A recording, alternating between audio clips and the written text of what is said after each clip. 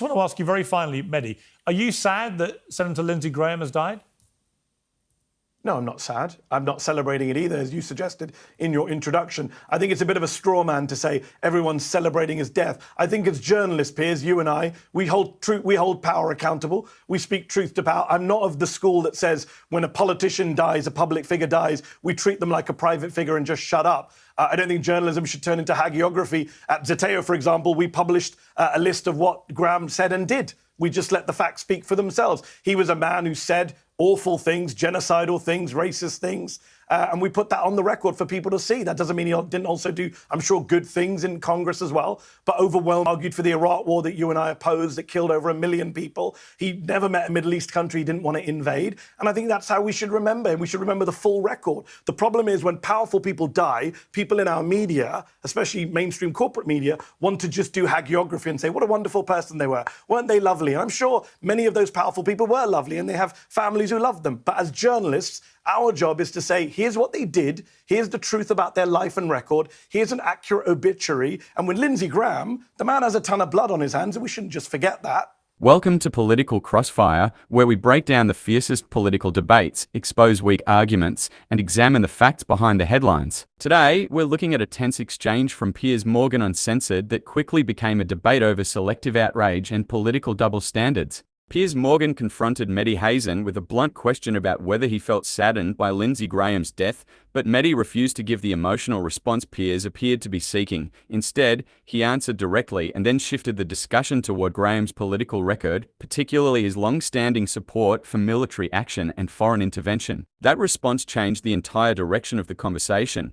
What began as a question about personal sympathy soon became a broader argument about why demands for civility often seem to grow louder when criticism is aimed at someone on the political right. Watch the full exchange, because once the clip ends, I'll break down the strongest arguments, the contradictions, and the moment the discussion began to turn. Let's get into it.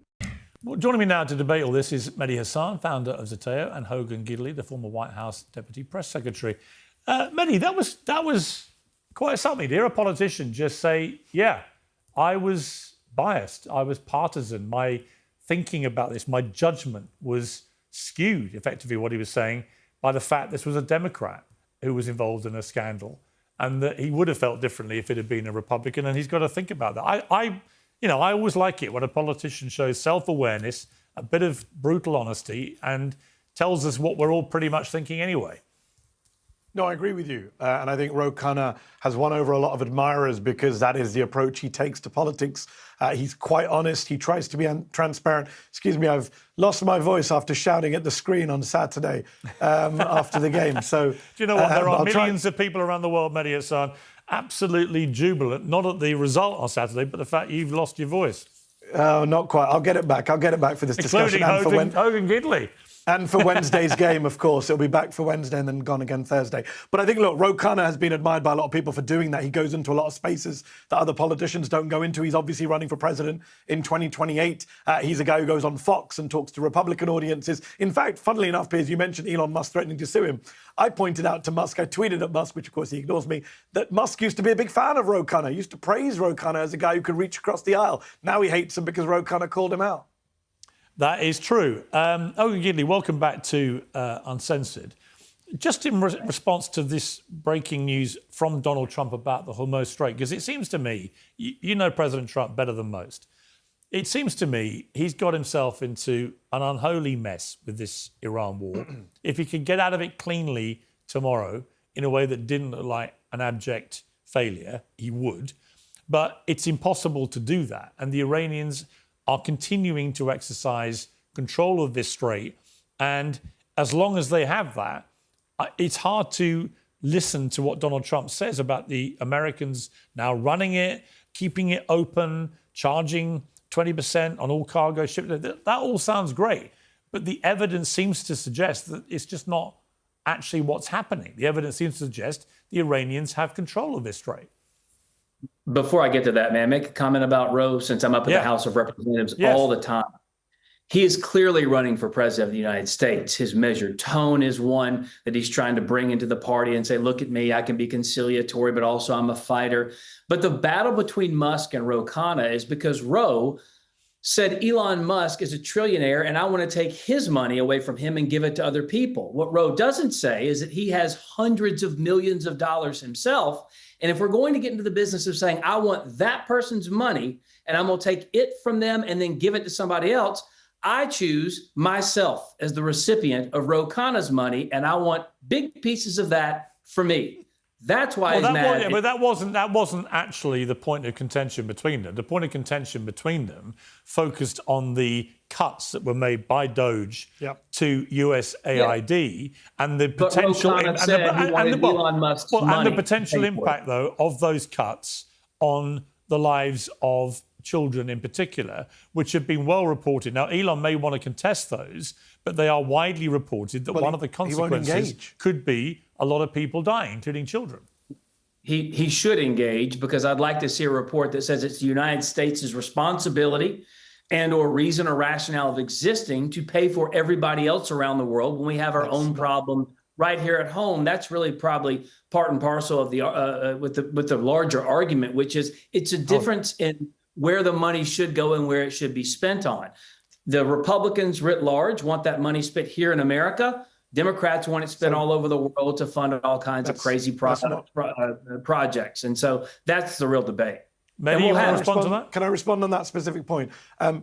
Hogan's right. Of course, it's not America's responsibility to feed and provide aid to everyone in the world. That's not the debate. The debate is, should Elon Musk have sent a bunch of 20-year-olds with no qualifications or expertise into USAID to gut the department overnight? I think Musk's words were, I fed it into the wood chipper this weekend while you were all out partying, to cut off aid overnight, to leave USAID officials and diplomats and aid workers stuck in foreign countries. Some of them had to be, helicoptered out because suddenly all the funding got cut off, their laptops got shut down. And people did lose access to aid overnight in soup kitchens and in aid clinics all over the world. Nick Kristof of the Times went and got names of children who died, and he gave them to Elon Musk, and Musk keeps ignoring it. Musk keeps saying, there are no kids. Where are the kids who died? Nick Kristof gave him a list publicly, and Musk, of course, ignored it. And the academic evidence does suggest, from multiple sources, including the Lancet Medical Journal, that millions of kids will die, that tens of thousands of children have already died as a result of these Trump-Musk Doge cuts.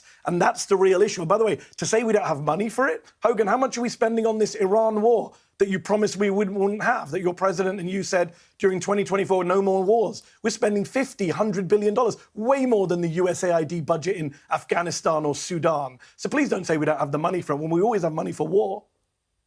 Well, first of all, that money goes to support and protect the American people and our interests around the world. And I didn't say we wouldn't get into any wars. What I said was the same thing Donald Trump said. Trump said no more wars. Those were his words. He said he wouldn't get into stupid wars or long-term. He said no more wars. Those were his exact words. I have them in front of me. And that's what he meant in the context, and you know that. That's fine. We can debate where that money should be spent and how it should go to different groups.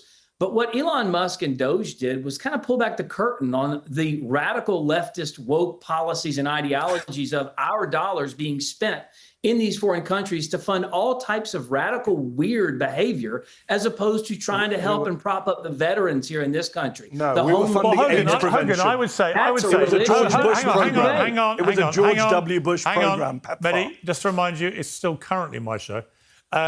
Despite your failing voice, you have a tendency to forget that sometimes. Hogan, you know, the point I think people would make about this is you could make a lot of cuts to obvious waste. Some of the stuff Doge uncovered clearly was waste and should absolutely have been stopped. I saw that multiple times. But I think they went too far. I think the cuts were too dramatic, implemented too quickly. And these things do have real-world consequences.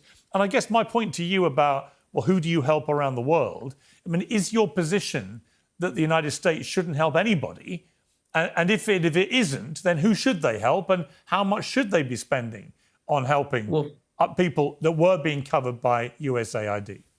Well, first of all, let me ask you, because you just brought up the point. What cuts were okay? Did you find okay? Well, like I said, there were a number of things, I can't remember the exact ones now, but I remember when they were being done in real time, a number of things being reported, Elon was saying them himself, where I was nodding away, going, well, that makes sense, and that makes sense. Yeah, that looks like waste. But what about Ebola? Right, but there were so there were certain things in there where I thought, hang on, that seems a risk, a big risk. Why would you do that? Other things seemed a little bit inhumane, a little cruel. But ultimately, it comes down to the question I posed to you, which is, what is America's moral responsibility to the rest of the world? Because on one level, President Trump and you were taking a very strong position in the run-up to the last election, which was America first, America first, America first. No more meddling in stupid wars, like you put it, and so on. Focus on getting cost of living down. Focus on American lives. A lot of people voted for President Trump on that basis, right? But that, that conflicts with reality. And the reality has been this sudden war with Iran that's proven to be unbelievably expensive, costly to American military lives, is still ongoing, despite we were being told it was all over in 2 to 3 weeks. Here we are, 4 months later. It's still raging. The Iranians, the regime is in place. The IRGC are in control. They control the Strait of Hormuz. They're still firing rockets and missiles at the neighboring Gulf states. All of this is terrible. All of this could constitute, many people would argue, a stupid war.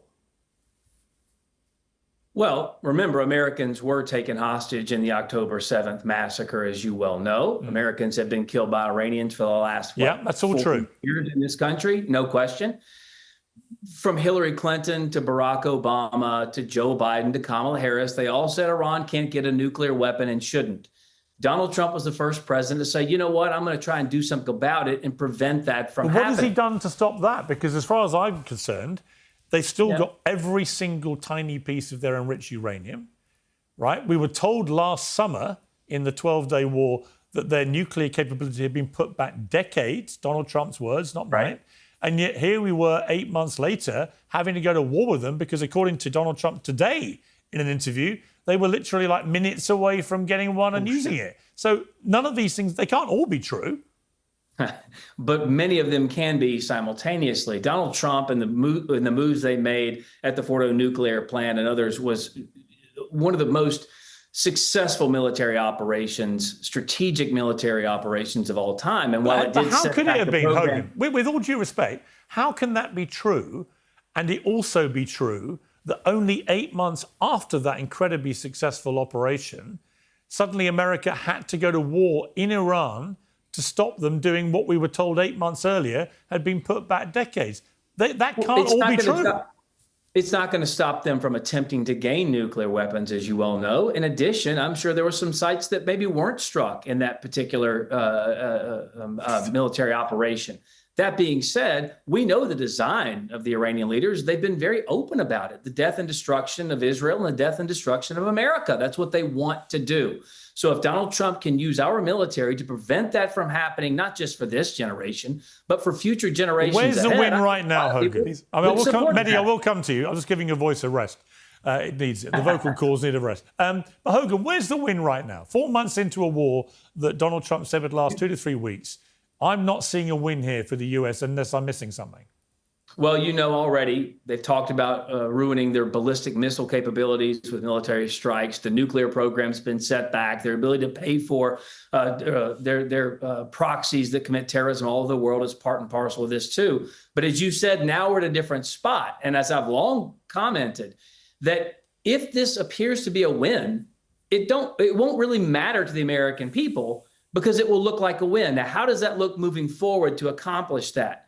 Are we going to have to take Carg Island? Are we going to have to take control of the Strait? I don't know that. They have military experts that have been deciding these types of outcomes for a long time, gaming this out in the Situation Room, the Pentagon, and other places.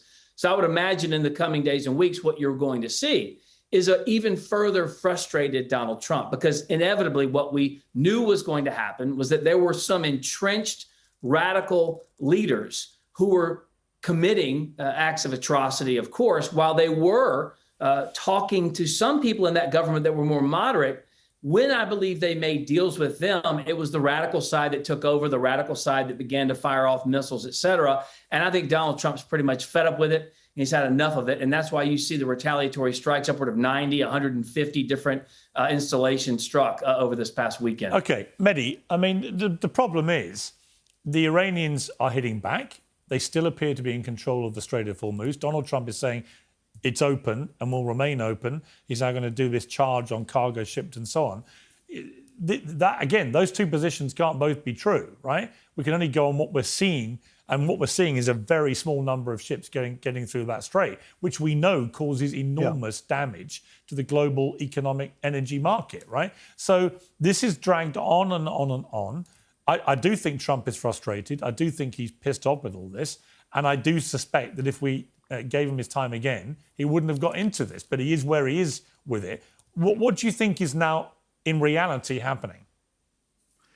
So, there's the famous phrase, the definition of insanity is doing the same thing again and again and expecting different results. This idea that Trump is going to start a blockade again, start bombing again, start threatening Cargill Island again, and anything fundamentally will change is absurd. We know that it won't change. We know the two sides are locked into this position.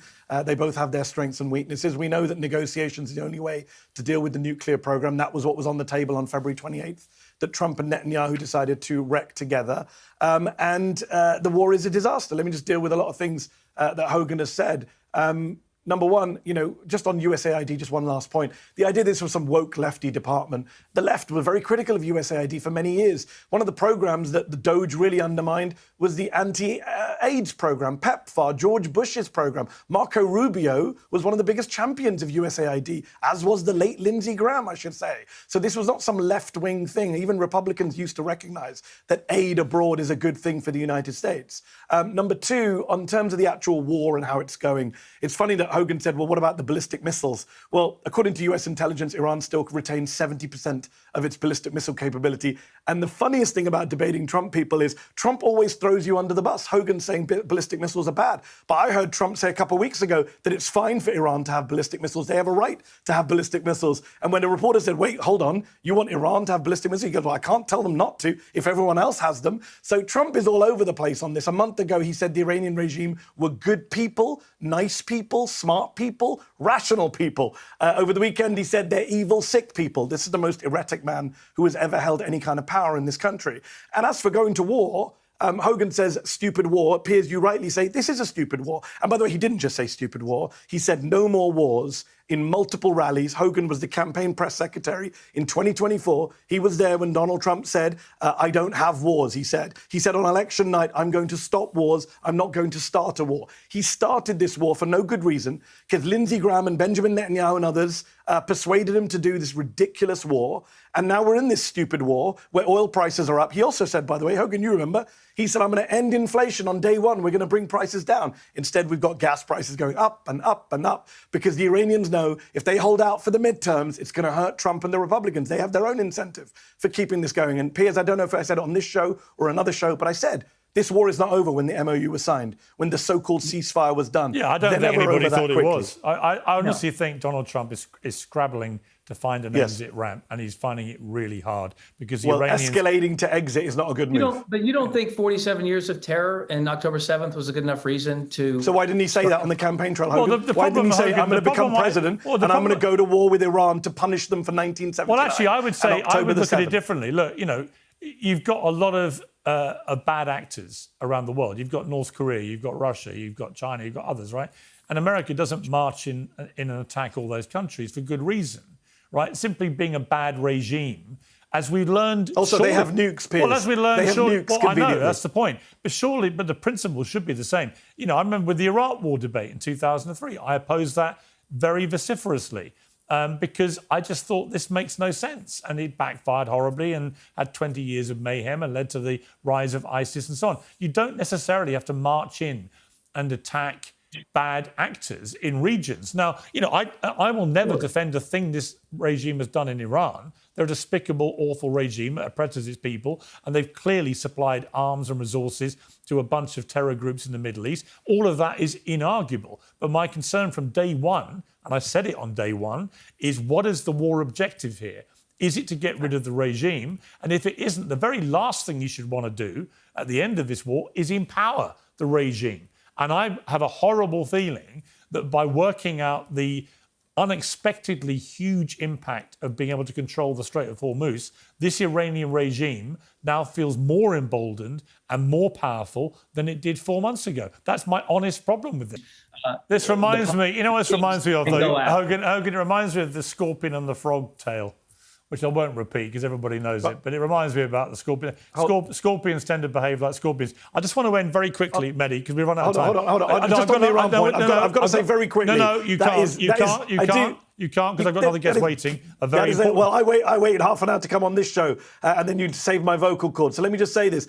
The Iranian regime, to say there's been regime change in Iran is gaslighting of the highest order. I agree. We've replaced Ayatollah Khamenei with Ayatollah Khamenei, a more radical, hardline version, who has much more of an incentive to get Mehdi, I agree with you 100%. So let's forget that. I just want to ask you very finally, Mehdi, are you sad that Senator Lindsey Graham has died? No, I'm not sad. I'm not celebrating it either, as you suggested in your introduction. I think it's a bit of a straw man to say everyone's celebrating his death. I think as journalists, Piers, you and I, we hold power accountable. We speak truth to power. I'm not of the school that says when a politician dies, a public figure dies, we treat them like a private figure and just shut up. I don't think journalism should turn into hagiography. At Zeteo, for example, we published a list of what Graham said and did. We just let the facts speak for themselves. He was a man who said awful things, genocidal things, racist things, and we put that on the record for people to see. That doesn't mean he didn't also do, I'm sure, good things in Congress as well. But overwhelmingly, he argued for wars, including this Iran war that outlives him, that killed 100 schoolgirls on day one of the war. He argued for the Iraq war that you and I opposed, that killed over 1 million people. He never met a Middle East country he didn't want to invade. And I think that's how we should remember him. We should remember the full record. The problem is when powerful people die, people in our media, especially mainstream corporate media, want to just do hagiography and say, what a wonderful person they were. Weren't they lovely? And I'm sure many of those powerful people were lovely and they have families who loved them. But as journalists, our job is to say, here's what they did. Here's the truth about their life and record. Here's an accurate obituary. And with Lindsey Graham, the man has a ton of blood on his hands and we shouldn't just forget that. No one's asking anyone to forget the record of politicians, but I do think in the immediate aftermath of public figures dying, unless they're genocidal maniacs like, Hitler or Mao or Stalin, Hogan, there should be a modicum of respect for the death of a human being. And my issue with this, it doesn't just relate to the left. Tell that to Donald Trump. Well, I was going to make the point. I mean, Hogan, I presume you would be appalled by the reaction from many on the left to Lindsey Graham's death, as I have been. There aren't many on the left. But of course, there are many, actually. I've seen so much of it online. And it's honestly, Joe Biden, Kamala Harris, honestly, every prominent Democrat it is disgusting. It was after Charlie Kirk got murdered. It is disgusting. However, my question you didn't call Donald Trump disgusting, Piers. You didn't call Donald Trump disgusting. If you let me do my when job he said it about Rob Reiner. If you let me host my own show, I was about to ask Hogan Gidley, if given that we should all be able to condemn the reaction of the left to the death of Lindsey Graham and to Charlie Kirk and others on the right, would you also condemn the way that Donald Trump has talked about Robert Mueller, Rob Reiner and others that he doesn't like who die when he trashes them in public quite quickly? Because I never like him doing that. I always think it's wrong, particularly given he's the President of the United States. Well, do you condemn what they said and lied about Donald Trump as well? Both Rob Reiner and Robert Mueller? Well, I don't think that's a relevant point. Everyone's entitled to criticise the President of the United States. The point is, should the President use his pulpit to attack Rob Reiner when he's just been murdered? I don't think he should. Those people have attacked him. He responded in kind. Listen, I was executive director of the South Carolina Republican Party in Lindsey Graham's era. I've known the man for a long time. Was he right on every issue? Did I agree with him on every issue? No. But he loved his country. He loved his constituents in the state of South Carolina. He loved being a United States senator. So did Robert Mueller. You can hate his policies. You can not like some of his votes. I got crossways with him a couple of times. Remember, in the first Trump administration, he wasn't on board with Donald Trump's closed border policies by any stretch. On the North Lawn, I said when I was at the state party in South Carolina, he got booed off the stage for supporting George W. Bush's amnesty. We called him Grahamnesty for a reason. And his staff called me and said, hey, you're off the Christmas card list, right? We laughed about it, and Lindsey Graham finally came on board with the proper policy, which is to protect the American people first. And he cozied up to Donald Trump because he knew that he had enough power and sway within the United States Senate to get things done for the America First movement. He was a patriot. You can disagree with him, Mehdi, all you want to. You can not like the wars. I don't like the wars either. But the fact is, the man was a public servant his entire life. But I didn't say good. I'm glad he's dead. You know what? I didn't say good. I'm glad he's dead. I think it would be nice. I think it would be nice in public life if every time a big American public servant, someone's given their life to public life in America or the UK, anywhere actually, if both sides just manage to show a modicum of respect Piers, when somebody dies. I don't think it's too much to ask. But then Piers, he can then he can get into the legacy stuff. Give it a beat. Give it a day or two. Piers, the problem is, you say you're on. That's my view. Hold on, let me make this point. Last point, then you can cut me off. You say you're in the middle and fair on this. You said the left yesterday. I read your tweet. Yeah. Despicably cruel, heartless, and abusive. The least kind people on earth. Yeah. You did not say that when Donald Trump said the same thing to Mueller and Ryan. Actually, I checked. I have regularly criticised him. I checked. You said take away his phone. I have regularly criticised him. I have regularly called him out when he does that. You did I not didn't call like him him doing it heartless with and John abusive. McCain or But Colin you didn't Powell call him despicably or Rob cruel. Reiner. No, I do didn't. think it's despicable. So So let why me be clear. You do think? Right? Okay, good. But there's I love nothing. it when we end to on me, there's agreement. nothing We more both agree it hypocritical. was despicable. Nothing more hypocritical than people with the hashtag "Be Kind" in their bio on social media. Do you think it's despicably cruel for Donald Trump to attack the Kennedy family on the day their granddaughter Tatiana Schlossberg when died? they die? That is the least be kind thing imaginable. Anyway, I'm going to be kind and put your voice out of its misery.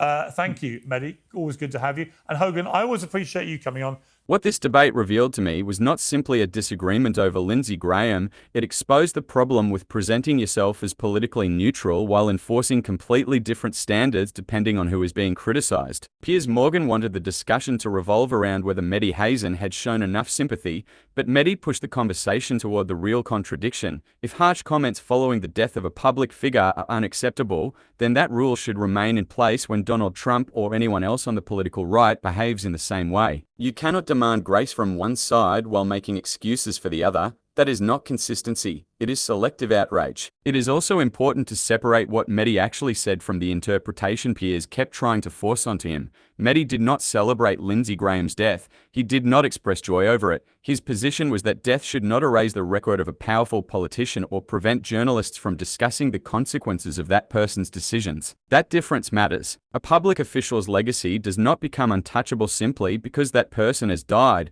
Lindsey Graham spent years influencing foreign policy, supporting military intervention, and helping shape decisions that affected countless lives. Those choices remain open to scrutiny. The most damaging moment for Piers came when Mehdi turned the same standard back on him. Once Piers' previous comments and behavior became part of the conversation, the moral certainty behind his argument began to fall apart. That is why receipts matter. They expose whether someone truly believes in a principle or only uses that principle when it benefits their preferred political side. In the end, this exchange was really about fairness. Are the rules permanent, or do they change depending on the person being discussed? If respect, civility, and restraint are supposed to matter, they must apply equally to everyone. What do you think? Who made the stronger argument? Share your opinion below, and subscribe to Political Crossfire for more political debates and analysis.